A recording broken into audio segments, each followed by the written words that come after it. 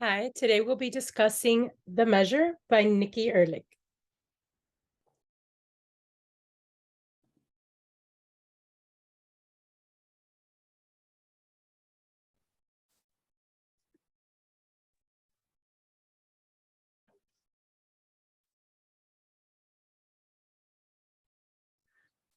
Big group. Yes, we have about 20 who have RSVP, so some might be Awesome. trickling in. Hi, everybody. Thank you for joining us. Hi. Hi. First, I would like to introduce Nikki Erlick. One more. Sorry about that. Okay, first, I'd like to introduce Nikki Erlick. Nikki, thank you so much for joining us tonight. The Measure is Nikki's debut novel, believe it or not, and it was an instant New York Times bestseller last year once it published. She graduated from Harvard University and is a travel writer who has explored over a dozen countries on assignment. She's also done work as a ghostwriter for CEOs and entrepreneurs. And finally, she has a master's degree in global thought from Columbia University. So welcome, Nikki. We have a little bit in Thank you for having me. I was also a travel writer until just last year during the pandemic, so I can totally. I was like, technically, I'm not a travel writer anymore. I lost that job in March of 2020. I lost it this year. Yeah. I mean, last year, sorry. Yeah, it was, a very difficult time. But then because I lost that job and then was in quarantine, that's really when I ended up writing this book. So it's, kind of a blessing in disguise. Yeah, things happen for a reason. Try to think so. Yeah. Before we all get started, I wanted for everyone to introduce themselves, but since there's a lot of us and I don't want to take up too much time, I'm doing something a little fun today. So if you can just say like your name and answer if a box arrives at your doorstep today, would you be opening it? And we'll start with Alexis. My name's Alexis. Hi. I don't think I would open it. No. Lydia. My name is Lydia, and no, I would not open it. Kelsey. Hi, my name is Kelsey, and no, I would not open it. I'm like, is anyone gonna open it? I know we have a pattern emerging. Yeah. Allie, both of you. Hi, I'm Allie. I'd like to think that I wouldn't open it, but I feel like my curiosity would get the best of me, and I probably would.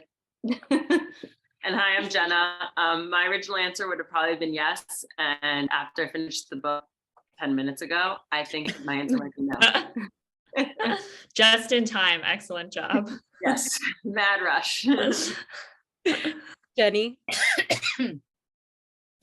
I am Jenny, and I think I would actually open the box. Vanessa. Hi, I'm Vanessa, and I would be tempted, but I don't know if I would or not. I'm going to be honest. I probably would eventually, but I would say no after the book. Rhonda. I would definitely open it. Curious would get the best of me.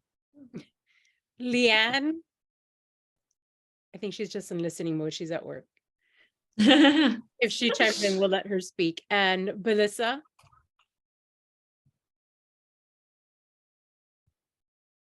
Sorry, I heard you. I didn't realize I was on mute. Oh, it's okay. Sorry that I'm camera off. I'm still at work. No problem. But I would most definitely open it. There's no way I couldn't. Even though I wouldn't want to, I know I would. You definitely would. Yeah. I'm Melissa, and I feel like I would rip open the minute I had it in my hands. You would open it? Oh, absolutely, yes. Michelle? I would, yeah, I'm Michelle. I would probably not open it at first, but I know that eventually I would give in. I just don't know how long I would wait, you know. And Amanda? Hi, I'm Amanda. I would probably open it.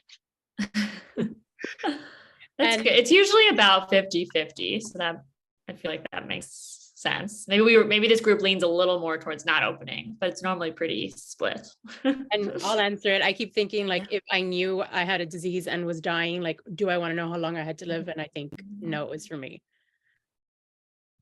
Oh, yeah, I think I'm most aligned with Michelle's answer of like, not right now, but I'll keep it somewhere. Maybe I'll come back to it in a couple of years. We'll see. But yeah, this is a little bit of a wishy-washy answer on my part, I know, but so it feels like the truth. Yeah. Before we get into the story and the plot, can you tell us a little bit about your writing process and how this idea came about for you? Yeah, so I think as I mentioned earlier, a lot of it was written kind of in quarantine in the pandemic, but it was started kind of well before that. Back in kind of like late 2018, I think is when I remember sort of first having the idea for the book. And it's just kind of a way for me to navigate like the questions that keep me up at night, the questions that I think we all struggle with. This, how much power do I actually have over my destiny? Is everything kind of pre-written? How much control do I have? Why do bad things happen to good people? And sometimes good things happen to bad people. This kind of randomness in life that it's really hard to accept.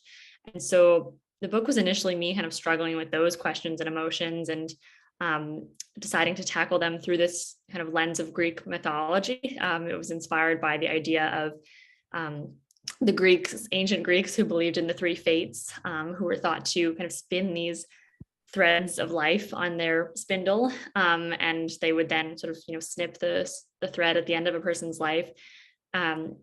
And I just thought that was like a fascinating concept. And what if they were real? What if these strings were real and we could kind of send them to people?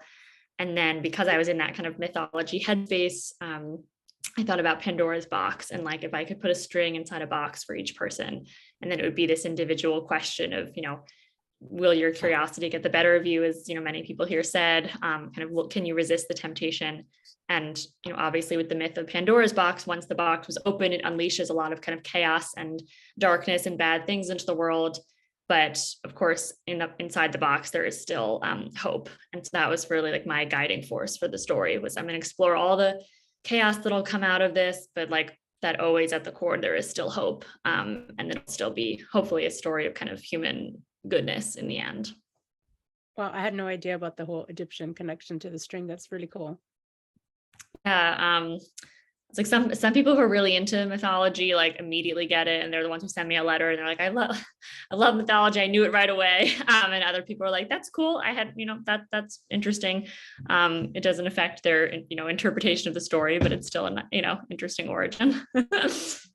How long was, you mentioned 2018, but I guess there were breaks there in between. How long would you say the writing process was for you? Yeah, but 2018, I was like, I had a day job, was working like sort of at this travel magazine, traveling a lot and other things. And so it was going really slowly. I was really only writing kind of on the weekends, sometimes at night. And so then by March 2020, I probably only had like a third of a manuscript at that point. And then obviously, pandemic hit, went into quarantine, lost my job, moved back in with my parents, just like a lot of things I did not want to happened. But then I really spent the next like sort of 5-6 months in quarantine finishing the manuscript, and just like writing 12 hours a day, really kind of everything else outside, in the world was falling apart. I had no control over anything else that was going on. And so the only thing that I felt like I could control in my life, the only thing that kept me grounded during that time was writing this story. And so then I finished it and got my agents in kind of summer, fall of 2020. And so then it was, a process then of finding a publisher and all that and doing all the editing and everything like that. But then when it finally came out in summer 2022, I think we were kind of all taken by surprise at how much it resonated with people, and the fact that, the questions raised by the book had just become so relevant for so many people during the last few years, in a way that obviously I could never have anticipated when I first started writing in 2018, before any of this happened. It's funny you said that because it leads me right into my next question. I was reading it, I was personally reminded a lot about COVID times. And I know a few other readers on here did too, because I got a lot of messages saying like, this is reminding me about being in quarantine and pro-vax, anti-vax, mask, no mask, all of that. So was any part of it intentional? And can you talk a little bit about the similarities between the strings and COVID and like the government involvement and the unknownness of mortality as a whole between the book and COVID? Yeah. So obviously the premise of the book, strings, the boxes, that all came before COVID, and all of the characters had already been kind of created before that. But it certainly, struck me that when the pandemic happened, it's like, I've been writing this story about a fictional, global, unexpected, mysterious crisis. And now all of a sudden there's a very real, global, unexpected, mysterious crisis. And so I felt like I had an opportunity there to really kind of in real time, like have the story reflect what was going on in the real world. I think the biggest thing for me was like, as you mentioned, the divisiveness that occurred. And I don't think that the story would have taken on those elements of like this sort of short stringer, long stringer divide, how it became such a big like political sort of social flashpoint or something. I don't want to say war, it wasn't a war, but like just this big divide. That all came really from just watching that happening, in our world, and the way that to me, the pandemic brought out both kind of the worst in people, like our most kind of selfish moments, are the way that we can sort of use, the way that it led to this huge rise in like anti-Asian American hate crimes, like all the, the worst of it. But that it also brought out really the best in us. And like, I was in New York where every night at 7 p.m. they would like applaud for the healthcare workers and the frontline workers. And it, was this moment of real, so many people in our communities really putting their lives on the line for everybody else, like all of the frontline workers sacrificing so much. And so I wanted to show that this kind of duality, that like this crisis with the strings could do the same thing. It could bring out our worst, most selfish, most kind of prejudiced sides of humanity, but also the compassion and the empathy and kind of the new communities that formed kind of over these strings arriving. I agree. And I feel like even in your post-string world and in our semi-COVID world, you can see how like people have changed their work fields or have gotten creative or innovative in different ways, just the same as it was with your characters and like Maura's charity work and all of that. Yeah, it was this question of, this is how I've been spending my time up until this point. Is this how I want to keep spending my time? Like, are these really the things that I want to prioritize in life? Are these my main values in life? Those were the questions that we were all asking ourselves. And so those were the questions that I wanted the characters to be asking themselves too. What is your favorite time to write? Oh, interesting. Honestly, like whenever it's flowing, because to me, it's like it changes day to day. Sometimes I'll wake up and it's not going to be a good day. And sometimes it is kind of working, but I get the most like ideas on like a sentence level, like sort of phrases or sentences pop into my head always when I'm trying to fall asleep. It's so frustrating. Always like lights out. I have like my eye mask on. I'm very like in my sleep mode. And then I'm like, oh, here's a line. And then I have to like scramble for my phone or something to write it down. So my brain seems the most active, like when I'm sort of in that space between sleep and waking, but I wish it were like at noon. That would be more helpful. And you do stop to write these ideas?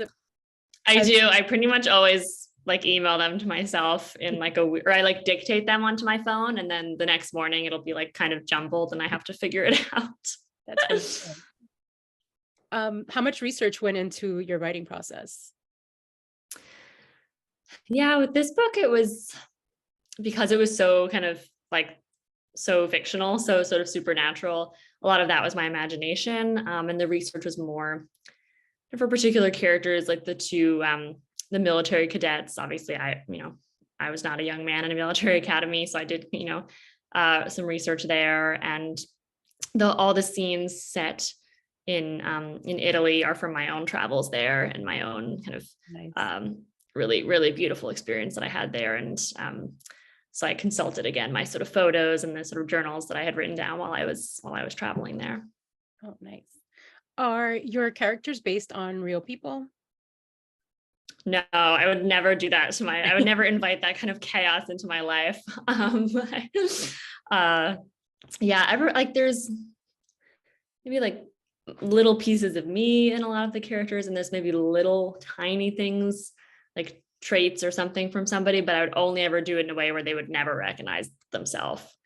I think that would be people who are able to like write memoirs and stuff like about their family, their friends, their ex-lovers and all that. I'm like, oh my gosh, I could never have everybody in my life see what I really think of it. Like it's just I really admire the people who are kind of brave enough to do that. Since you mentioned that some characters have a little bit of you in it, which ones would you say is most like you?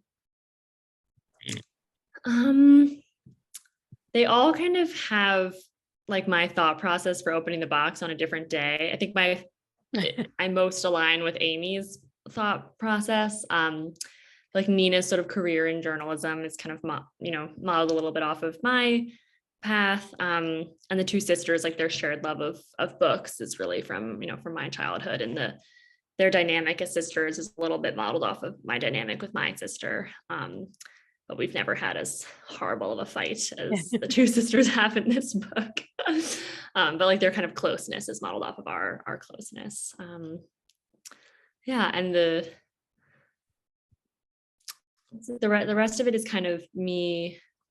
Like everyone asks about, Anthony, the politician, like who's he supposed to be? He's really to me like kind of an amalgamation of just all the bad qualities that we've allowed to sort of run countries. Just like the corrupting influence of power and just all of the bad men in charge. One of the ladies here messaged me on like, who do you think Anthony is? And we came up with like a bunched up personality of 3 of our politicians. So. Oh wow. Oh nice. Yeah, I didn't want it to be any specific person, and I very kind of intentionally never name like the political parties in the book. It's kind of, it's more critiquing just like the qualities that I guess you need to be kind of like greedy and power hungry and ruthless, to get there. I don't know. I hope that you don't. I hope that, there's some that good people can rise above, and that even when you're in power, it doesn't have to become like a corrupting force. You can still be a force for good. I do believe that, but I wanted to kind of we needed a villain in the story, Now as we dive into the plot, if anybody has any questions or has any comments, just like feel free to chime in. I'd like to start with my favorite part of the book. The relationship between Ben, Amy, and Nina. I know I'm jumping right to the end, but that end completely killed me. I was sobbing through those last chapters. Oh, no. While writing it, did you always intend for Ben and Amy to have the same death date? Yes. Yeah. Pretty much from the beginning. And I debated later on, like, oh, do I want to change this? Is this going to be too much of a punch? But pretty much every single character from the very beginning, I knew the length of their string. A lot of stuff I figured out as I was writing, but that was characters and their string length was one thing that I really didn't play around with once they came to me. And everyone's always like, I cried too much at the end. I didn't intend, I wasn't like writing this, like I'm going to make people cry. But I cry every book I read, like I cried tears of joy. I cried just tears of laughter. Like I am an extremely sensitive, emotional person. And so I'm like, it's like nothing for me to cry in a book. Like I cried a commercial. Like what are you It's a lot for me to cry in a book. Like I might get. Oh, really? But I remember reading the part where they come tell her that her sister had also died, and I was like, and then when she raises, I guess because I'm an aunt and I'm really close to my niece and nephew, like that whole storyline, I was just like a mess. That was a beautiful part. That was like my favorite part of the book. Oh, thank you. I mean, it's what I would like. I'm super close with my sister. I just wrote what I would want, if that had happened to me. Does anybody else want to share what scene struck you the most while reading? I guess I'll go first. That scene, obviously, like I was sobbing. I had a feeling the whole time that Amy's string was going to be short. I've heard that. Yeah. I'm like, it wasn't like, meant to be like a total, total twist. I had a feeling, and then towards the end I was getting like comfortable, like, oh no, maybe she does it, and then I was like, no, I know it, and like sobbing. But one of the scenes that was so like, I don't know, it hit me really hard was when Javier was praying in the church, and when he was like, just please, like, let my grandmother be there so that I'm not alone. Like that just got me like so much, because I lost my grandmother a few years ago, and like, it was just, that one was hard. Yeah, he like everyone's always like, do you have a favorite character? And I'm like, no, that's terrible. You can't pick among your children, I feel like I was the most emotionally attached to Javier's scenes. I think he just had really, just like that scene, obviously the ending scene. They were the scenes that I think I cried the most while writing myself. Which is like a little crazy. Like that's a little crazy. Like I'm in complete control of what's happening, and I'm tearing up. Like your idea surprised you. And sometimes I would let it sit for a while. Like it had been months maybe since I read that scene, because I was doing other things, and then I went back to it and I was like, oh, this is actually getting me. I feel maybe I shouldn't have done this. Like anybody else want to talk about any particular scenes? No pressure. And also I'm always so worried doing Zooms now that someone's going to bring up like a really specific detail from the book. And I purposefully, there was some point maybe like 6 months before publication, when we had the final sort of manuscript, it was all formatted. And my editor was like, okay, like this is it. Like we can't make any more changes now. No typos, no like it's done. And ever since that day, which now is like a year and a half ago at least, I haven't read the book, because I'm like really concerned that I'm gonna find a typo, or there'll just be something that like bothers me and I wish I had changed the word or something. And so we're going on a long time now since I have read this book, and so I'm worried someone's gonna be like, what did you mean by this X on page number one? I'm like, I don't remember. I don't know. It's been too long. Mine wasn't like a scene, but I thought it was very cool how you like intertwined, like all of a sudden in someone else's story popped up another character, and like it all connected in one way or another, whether it's Dr. Singh or Leah or something. All of a sudden, like you're just like, whoa, I know her or him. That was fun. That was fun to do. I like those kind like a map of all the characters and how to connect them somehow. Oh my gosh, no, I know. Joe, like the CSI murder wall where you have like all the strings.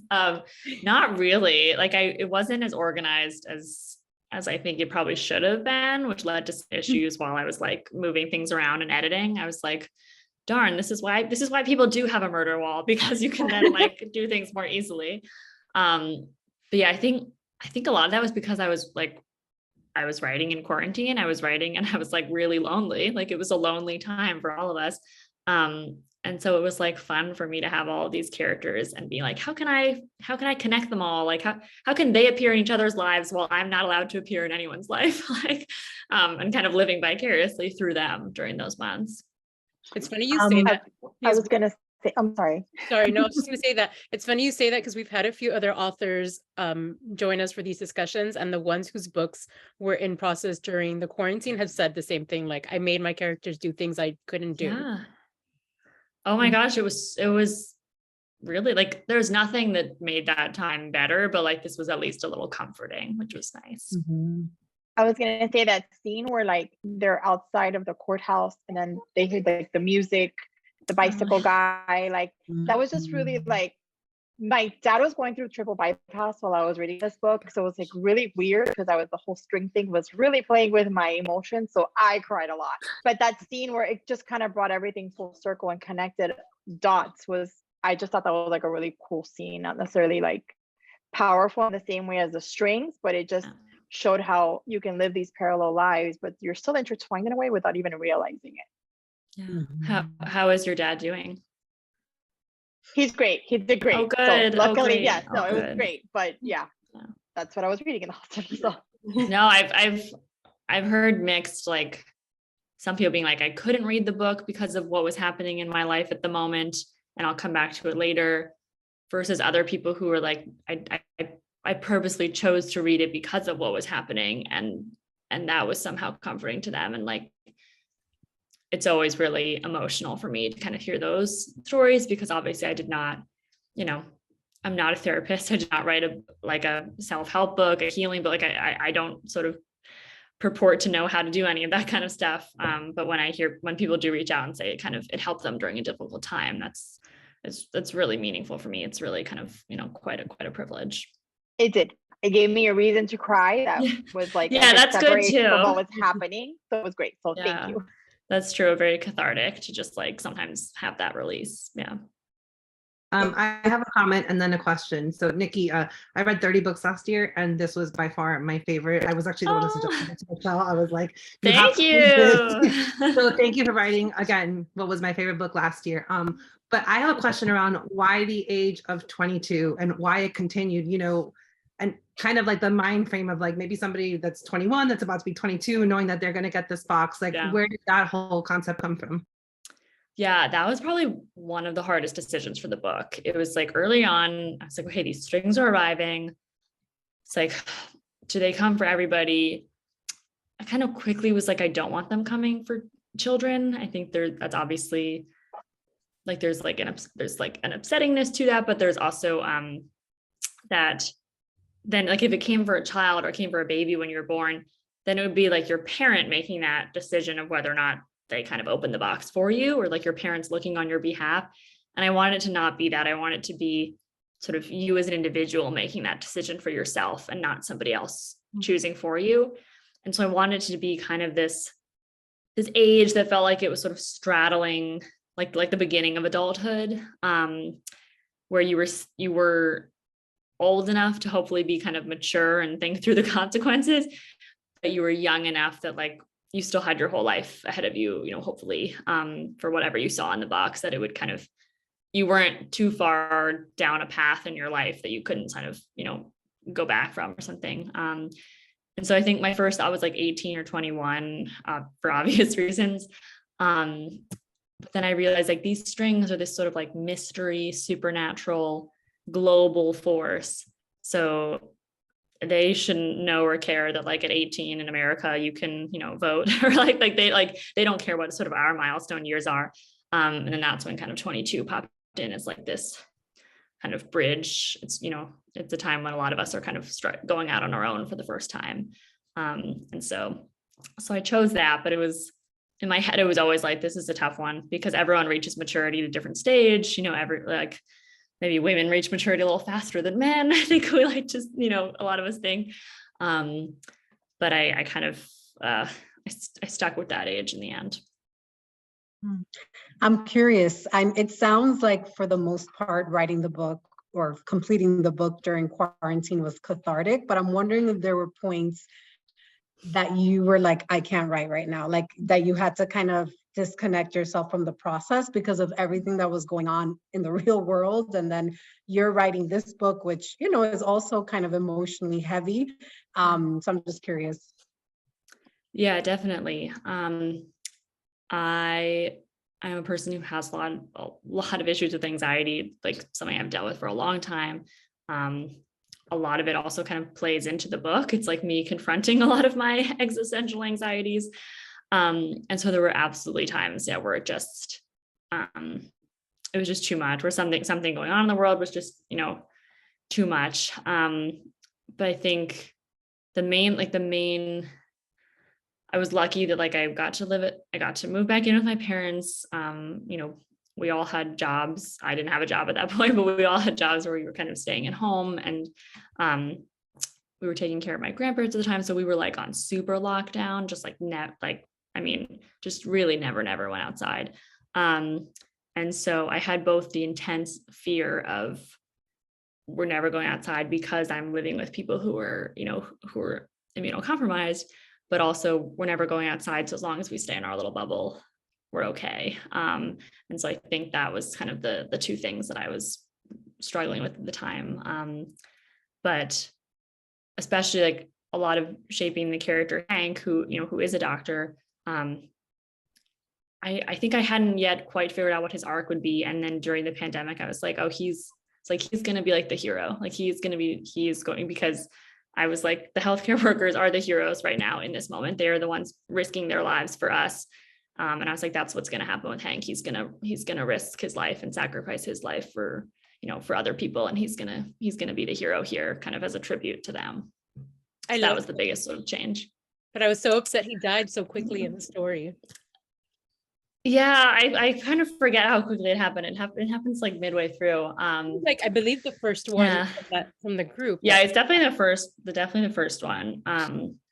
Which is interesting because I've had a fair amount of people say that his death hit them the hardest. I don't know if it was because it was the first or because of how it happened, but that was interesting because we don't spend as much time with him before that happens as we do with the other characters. So that's always kind of interesting. But I think just his kind of like the hero. I mean, Javier too has a hero's death. A very similar kind of situation actually. But yeah, and I think like that scene was tough to write. Hank's scene was tough because he has the two scenes that involve gun violence, and those were the two toughest scenes for me to write. I think just kind of approaching that topic with making it feel realistic, but also being really sensitive about it.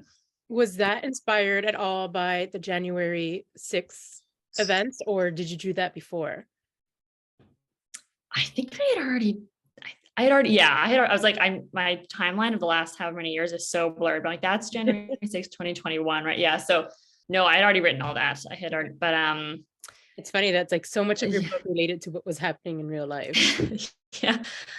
I think I really didn't want to put like acts of violence in my book because they are so upsetting and they can be very triggering, obviously. But I felt like it wouldn't feel like a realistic portrayal, unfortunately, of the America that we are living in if that didn't happen. Like we're just so far gone as a country now that like this is just a part of it. And so it had to kind of be there in the story. Okay, next question. Knowing the length of their strings causes characters to rethink their careers, their dreams, and even view their marriages and children. Some people quit their jobs and shutter their businesses. Others travel to different lands. How would knowing about your string or not knowing about it affect the way you live your life?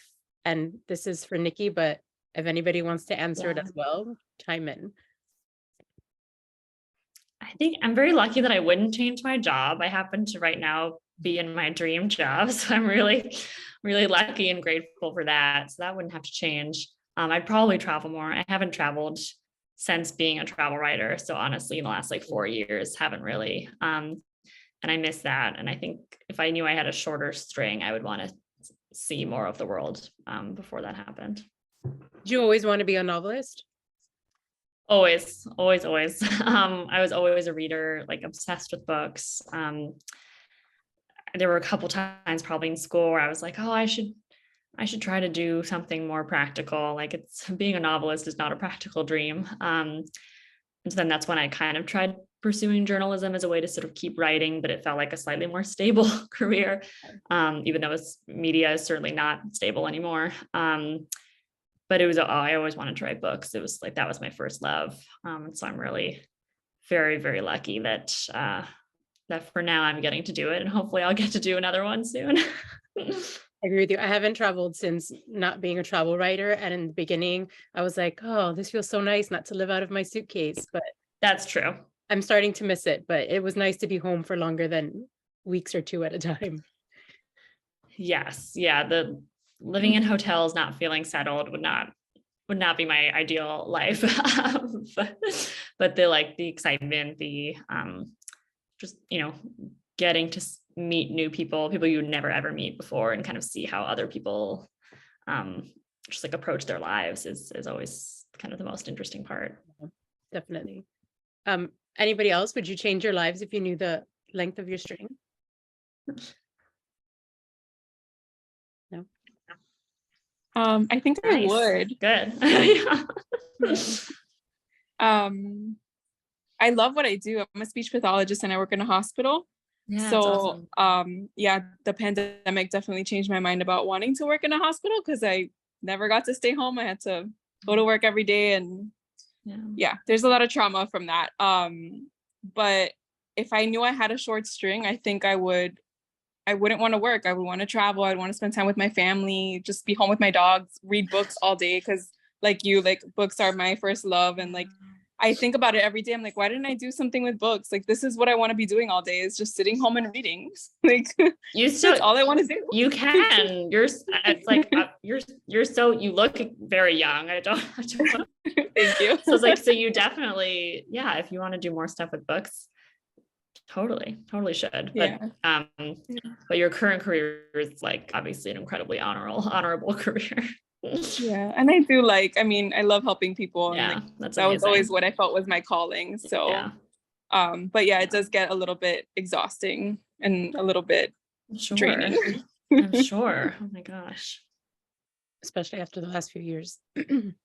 Yeah. So reading this book was very in the beginning, I would have to put it down. Like, it was so heavy that I was like, oh my God, I can't read more than one chapter at a time. Like, this is so, but then it got to the point where I was like, I can't put it down. Like, I want to know what happens. And but in the beginning, I was just reflecting so much and just thinking so much that I was like, I have to put it down so I can just think about things and reflect on my own thoughts. But I really, really enjoyed it. I loved it. I'm telling everybody, I'm like, you have to read this book. Oh, thank you. That's like the best compliment when people spread the word. I'm telling everybody who will listen to me, please read this book. Everyone has to read this book. Oh, that's how we ended up making it. Yes, I know. It's amazing. Yeah. I was first recommended this book by Leanne, who suggested it in November. But then she sends me another message. She's like, I don't know, it might be kind of heavy for people to read during the holidays. And so I had it in the back of my mind. And then I met up with Jenny right before the holidays, and she also mentioned the book. And I was like, oh, you're the second person that mentions it, and it'll be right after the holidays. So this is a sign to read it. Perfect. Yeah, it's so interesting because I obviously wrote it wanting it to be thought-provoking, wanting people to kind of reflect on their lives.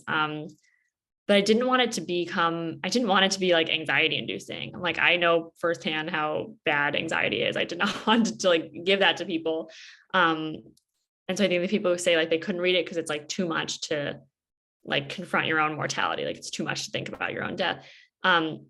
It's so interesting because that's just not how I felt while writing the book. I didn't feel like I was thinking about my death while writing this book. I was thinking about my life. And I don't know, it wasn't kind of a scary thought experiment for me to write this book. And it was more thinking about kind of the impact of everyone's life and the meaning and the sort of the purpose in everyone's life. And this how we never know what someone else is going through. And but in a world with these strings, would that change it? Because you actually might know what someone else is going through. You'd know how, if they had a short string or something, would that make you more compassionate human? And I was thinking about all those other things more than oh my gosh, I am mortal and one day I will be gone. That wasn't actually kind of the sort of the train of thought in my head, but I completely understand that it could be for someone, and that it could be very, kind of intense to read that way. Lexi actually messaged me something the other day about, can you share about if we knew our mortality? That I read I think it was The Power of Intention. I don't know, I read so many books, but there was a part where it was if everybody just thought about their mortality, that it was just too intense to think about and we wouldn't be able to function. Right. So I think about it too. I'm if I knew I was gonna die soon, I wouldn't be going to work, and I'd probably rack up all this debt, just traveling and doing whatever I want. So I thought about that too as I was reading the book. I'm what about you mentioned it, the loans and health insurance, how does that affect people? And it's really it's very profound to think about. Yeah, I wanted the characters who get the short strings, and what do you do when you're like a Ben or a Mora, and like it's not like you're gonna die tomorrow. It's like the string is longer than that. It's like 10, 15 years. And so it's like you can't just like sit in bed all day for 10 years, right? Like, you know, so it's like, so what do you do with that moment? And so I wrote them the way that I hope I would react, which is that maybe I would just react with anger and sadness and self-pity, and that's a perfectly valid reaction. But I wrote what I wrote, that they're like, no, I'm gonna live my life for the next 10, 15 years. I'm gonna be with the person I love. I'm going to maybe get married. I'm going to do this job that I want to do. I'm going to have kids because that's been my dream. Like that they don't stay in bed all day, that they're like, no, I'm going to continue to live my life and be kind of the best person that I can be. And that's how I hope I would react. And I found that kind of the most, you know, inspiring to write. Yeah, so now I go around thinking like, what if they have a short string? Like that's like the first thing that my friend was talking about, like maybe going to Chicago for spring break, and she was like, I don't know if I should go. I'm like, what if you have a short string? Just go. So that's like, that's amazing. That's amazing. Yeah. I had someone tell me, or like they put an Instagram post that they're like, after they read this book, they walked outside their door and looked down, like thinking there was going to be a box there. Like, that's cool. That's a fun reaction. I just like that's so seeped into your brain. Yeah. Yeah, even though I couldn't have her constraint, I loved Amy's character because I feel like she was so intentional about not looking at her box. And I forget who mentioned it earlier, but I also had like the feeling that her string was going to end up being short. But nonetheless, when you unveiled it, it was like, oh, like, why? You know, this is horrible. But I love that she was intentional, right? And I don't think, and I'm curious, like, she never verbalized whether she thought her string was short or long. She kind of just said she didn't want to know what it was. I felt like she was living her life in that way. Like, I'm just going to live my life. And if it's short, it's short. And I did what I could to live a full life. And if it's long, then great. Is that how you wrote kind of her character, living it in that way? Or do you think she thought she was going to have a long string? Yeah, I think she's the character who's most, I guess, like us in a world without the strings, where you have this kind of both, I don't know, no one ever knows, like anything could happen mindset, but also I assume it's sort of average length. Like I'm going through life assuming I will get to a certain point. And so I think she assumed it would be decently long because of her concern over whether or not being with Ben would be too difficult. Yeah, and that's like, that's a good point. That's the only part that she was like, oh, here. So that she had to operate under the assumption that like, if he was an anomaly, right? Like he's an anomaly for having a short string at that age. So I think she had to assume his would be shorter than hers. Even if hers wasn't super long, his would be shorter. Yeah, and so that's a good point. Yeah. Can I do that to myself? Can I do that to my children? Can I, knowingly kind of do this? Was her struggle. But then I had her choose what I hope that I would choose in that situation, was that, that you give it a chance, you give love a chance. And that I think she's really inspired by seeing her sister and seeing the fact that Nina and Maura have kind of put love above all else and just kind of bravely accepted that. And so I think she gets that strength from her watching her sister. Yeah. Anybody else? I'm curious. I don't know if anyone has ever said this to you before. I love when a question starts like that. While I was reading the book, I couldn't help but think it reminded me a lot of the TV show The Leftovers. I don't know if anyone has watched that or seen it, but it's kind of a similar idea with like a global event that, affects everyone, and everyone's lives are changed, and, everyone goes off into, people become very religious, people think it's a conspiracy theory, people, it's all different things. And it's a a different type of story, obviously, but it just reminded me a lot of, it brings up kind of the same ideas. And it's one of my favorite shows. I loved it. So I love the book also, just kind of, it made me think. So I was just curious if you had ever watched the show, or if anyone had ever said that to you before or brought up the similarities. Yeah, I think I was maybe midway through the writing process, and I was starting to talk to people about the book, and somebody said, oh, like there are similarities to The Leftovers, which I had heard of, but I hadn't yet read or watched the show. I'm trying to think like at what time. First.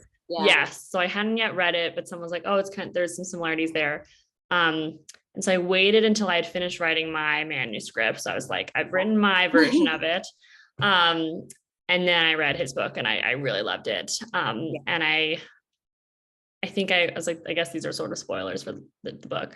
I kept waiting to see if he was going to kind of answer what happened, with like where did they go? What happened here? And he didn't, which with the book does not. The TV show does a little bit more kind of explaining.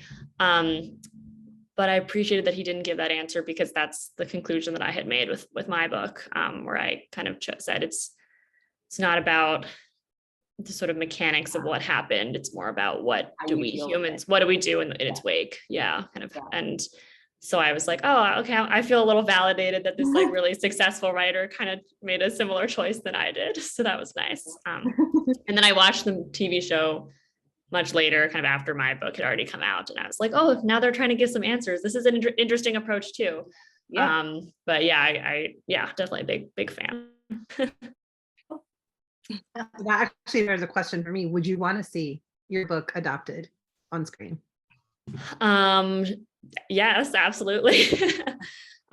It's possibly going to happen, which is exciting. If all goes well, kind of things are in early stages.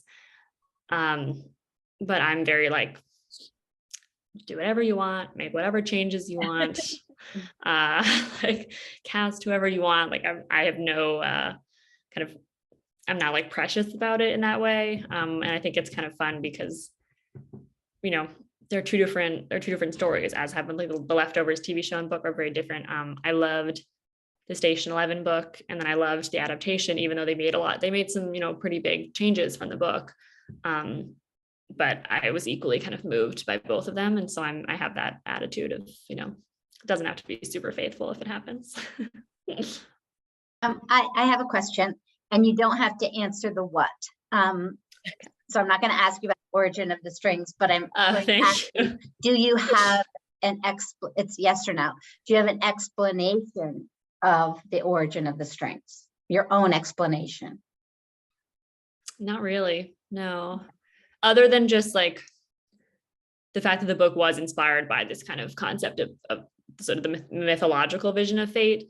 But I kind of was like, that's my inspiration, and that's it. But I kind of wrote without any real answer in my head, actually.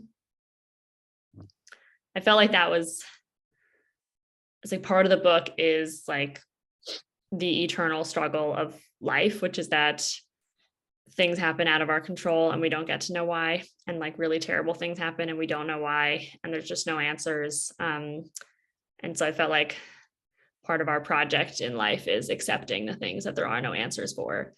And I am someone who does not like to accept that. That's just not good. And so this book was like partially me kind of reckoning with that too. And being like, these characters have to accept there's no answer here, because I've been forced to accept that there are things in life that don't have answers, and as annoying as that is. So if you were to write an origin for the strings, you don't have one? I wouldn't do it. Yeah, I wouldn't do it. It didn't interest me so much. I know that's I know it's disappointing to readers who I think went into it thinking it was going to be more of kind of a more sci-fi, more fantasy, like you get the kind of, a world building sort of around this stuff. And I have so much admiration for writers who can do that. I personally cannot. And to me, the interest is more in kind of the human side of the story. Like this weird, inexplicable thing happens, and then what do we as humans do about it? That's what I found intriguing and what I wanted to explore. Can I ask where the idea of Javier and Jack switching strings came from? Oh yeah, interesting. I think when I was like in the headspace of what are all the permutations of things that could happen here. I was like, someone could steal your box, somebody could, maybe swap your box. I was like, things that the things that we wouldn't have anticipated would happen, but humans would find a way to do. And then I was like, oh, I wonder if people could ever switch strings either unintentionally, or like someone did it as a cruel prank or something, like something horrible where, you put the wrong string in. But I was like, no, it'd be really interesting if people made this choice because for some reason they wanted to use the other one string. And I think at that point, I already knew I wanted to write a storyline with a soldier because I wanted to write about, somebody facing a potentially dangerous career who receives their string. How does that, how do they face their job? How do they choose their string? And so I had this idea of something with a soldier and then something with the switching strings. And I think that they kind of felt like they could combine together there. Ben initially feels conflicted over telling his parents about his string, while Javier chooses to hide the truth from his. Do you think family members have a right to know about each other's strings? That's a tough one. It's a tough because it's like, I would want to know about my family, but I would have to respect that it's their decision. But I feel like I would tell my family. I'm luckily quite close with my family. I would want them to know what was going on. But I think probably nobody has a right to know about anybody else's string, even like your spouse. I'd like, it's up to you to decide whether or not to tell, I think. Speaking of telling and not telling, in the part of the book where the government was mandating for people to, I don't remember if it was everyone or just the soldiers, but to share the length of their string. Just certain careers, yeah. Was that, well, you said I think you finished it before, but was that at all related to like what was happening with the vaccines? Because I know there was a part where vaccines were being mandated and some jobs were requiring them. This was pre-vaccine. I remember I actually kind of sort of found the publisher for the book, like got a book deal the same month that the vaccines were rolled out. And I was just like, oh my gosh, this is like hope is happening, like good things, like it happened right around the same time. It was just a really beautiful kind of feeling like, things are getting better. So the book was definitely, that was all written pre. It was in a lot of the military stuff was inspired by the history of the LGBTQ community in the military. Don't ask, don't tell bans, sort of bans on transgender people serving, like that was more the inspiration for the short stringers within the military. So more distant past, but still an incredibly, contemporary issue. How do you feel? Because I personally read it thinking that it was done during the COVID times, but now we learned that it was pre-COVID times. So it was a mix. It was a mix. Yeah. Of pre, yeah. So readers who pick up this book in the future, how do you feel being like associated or compared to COVID times for who knows how long? So interesting. Yeah. So I feel it's the most crazy to me for writers who like wrote about pandemics and then ended up coming out of pandemic. I don't know if anyone's read How High We Go in the Dark by Sequoia Nagamatsu, which like was a book about a global pandemic, and it came out, and he'd started writing it before, and then it came out like literally in the midst of it. And that to me is just, and it's a beautiful, stunning, real tearjerker of a book. And like so much of it was so on point with the like that to me is like, oh my gosh, you're so prescient about all of this. So to me, I think I would totally be open to it being, considered like a pandemic book associated with this time. I hope that it feels timeless in a sense that if you pick it up 50 years from now and you have no recollection of the pandemic, it'll still, spark something for you. It'll still be meaningful. But yeah, I think, I wanted the book to have many different individual interpretations and to kind of meet the reader in the context that they were coming to it with. And so right now, obviously that has been for a lot of us, the context of coming out of 3 years of the pandemic. I'm curious 10, 20 years from now to see what people think of it, if they talk about it in the same sentence as a pandemic. I don't know. It's so hard to know what it'll be like. I mean, we were, when I got my agent for the book, it was 2020. We were like, the earliest this book could come out is like mid 2022. And we were like, what do you think the world's going to look like then? We're like, what is this book going to come out in? Like, what is going to be the context?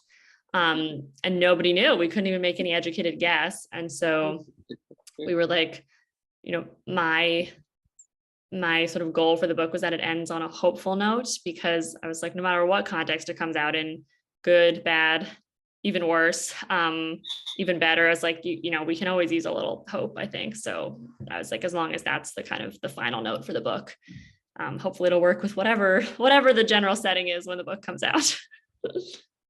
We're getting close to the hour. I have 2 more questions, but they're like wrap-up questions. So sure. Before we get to those, does anybody have anything else they want to mention or ask, or nope? Too much pressure if it's framed as the last question. I mean, just before we say goodbye to Nikki, like, I don't want anybody to be like, I should have asked. Yeah, totally. No. Okay. My first question is, how did it feel to find out that you were a New York Times bestseller with a debut novel, nonetheless? So amazing, like just amazing. And it was just really nice because so many people had worked so hard on this book. Like for the first 3 years, it was me alone, and it was me and my mom and my sister, because they were my first readers, my first editors.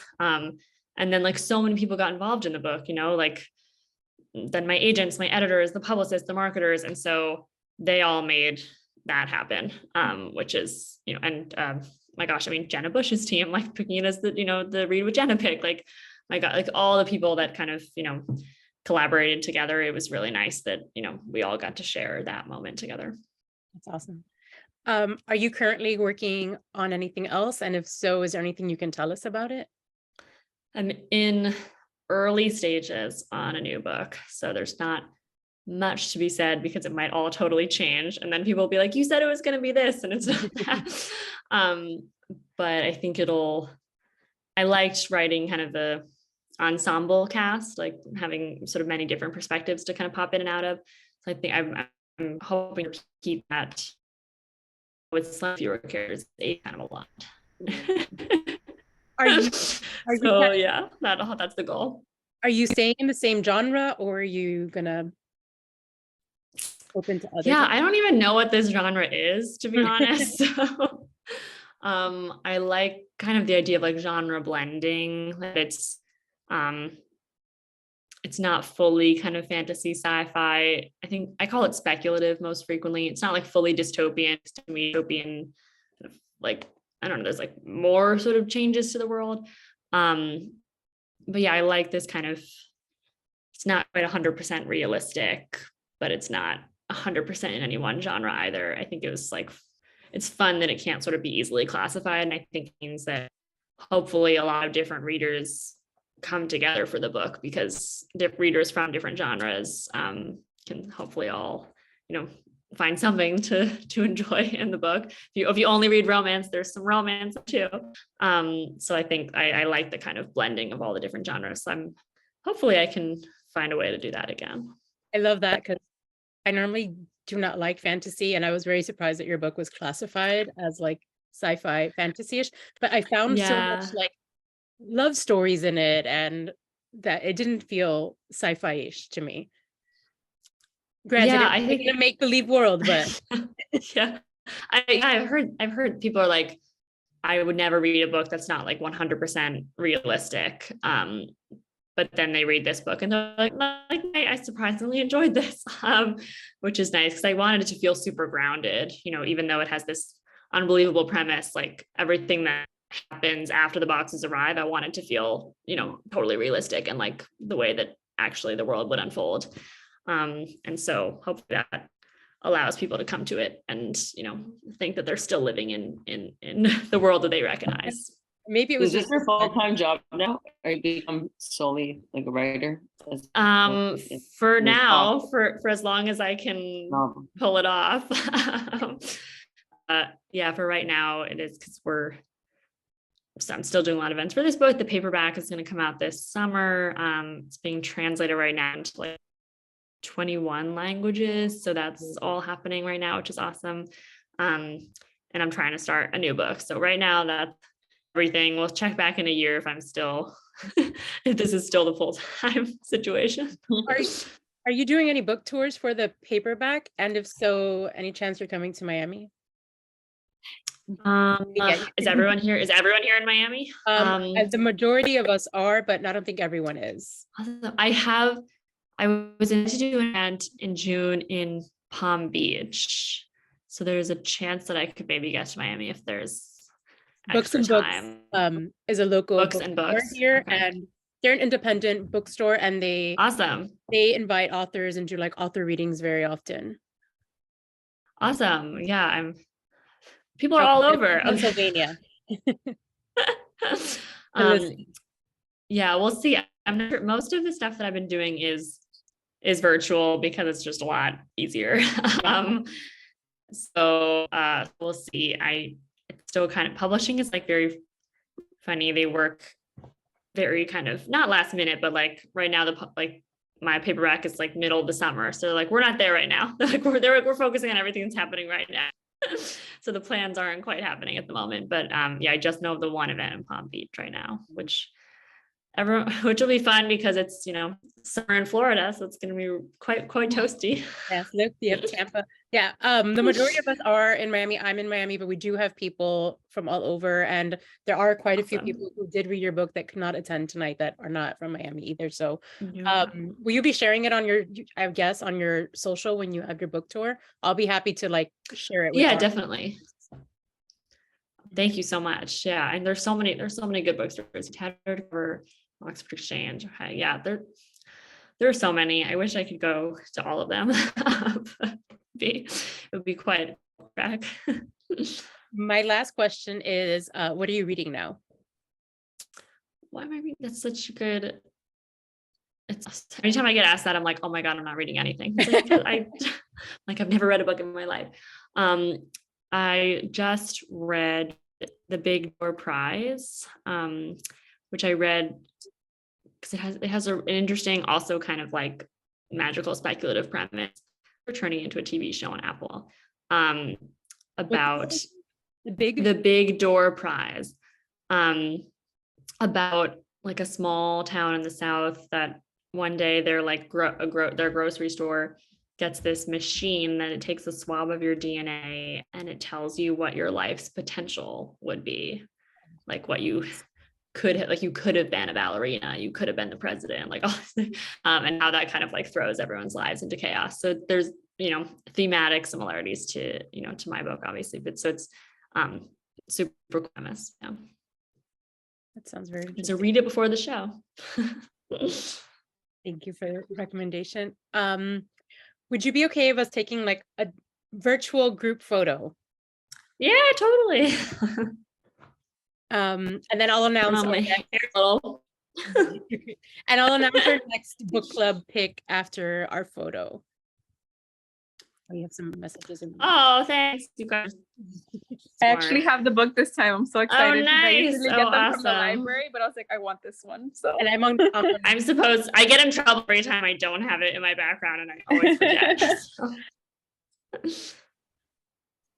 One. Wait, Lydia, ready? 1, 2, 3. Let me do that again, just in case.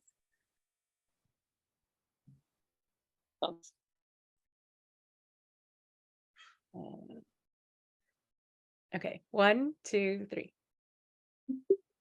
Perfect. Okay, our next book is, let me, a second.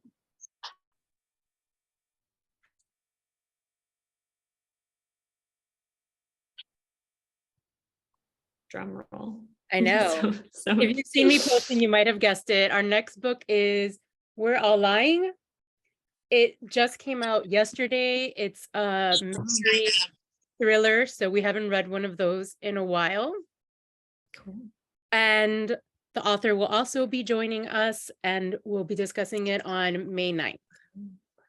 Nice. You guys are good. You got a lot of people to come. Thank you. I try. We do have some discussions without the author, if they're touring or writing or busy or whatnot. But we do try to get some. And I will post the recording of this discussion on our website, and I'll send you a link when it's up. Thank you so much for having me. Thanks for reading the book so thoughtfully. It's really, it's very special experience to have. It was a really special book, so thank you for writing it. Thank you. Yes, you get the extra thank you for being the recommender. Yes. Thank you for writing such a wonderful book and taking time of your day to spend some time with us and chat with us. It was a pleasure. It was wonderful. Thank you so much. Enjoy your next chat. Thank you. If you ever want to join us for one, feel free. Oh, May 9th. Okay. Bye, everyone. Thank you. Bye. Thank you. Bye. Does that